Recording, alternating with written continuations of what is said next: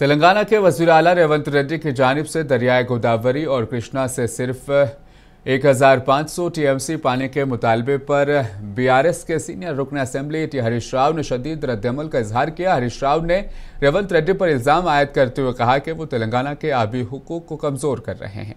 उन्होंने सख्त अल्फाज इस्तेमाल करते हुए कहा कि रेवंत रेड्डी को सख्त सज़ा देनी चाहिए क्योंकि वो रियासत के साथ नाइंसाफ़ी कर रहे हैं।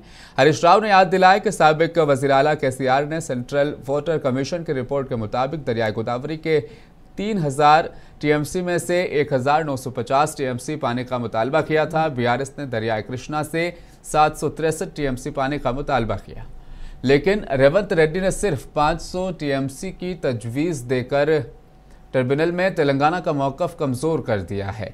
उन्होंने तेलंगाना के मशीर आबी वसाइल आदित्यनाथ दास पर भी तनक़ीद कसते हुए कहा कि उन्हें तो ये भी मालूम नहीं कि ये प्रोजेक्ट कहां पर वाक़ है। ऐसे लोगों को मशवरे देने की जिम्मेदारी क्यों दी गई है?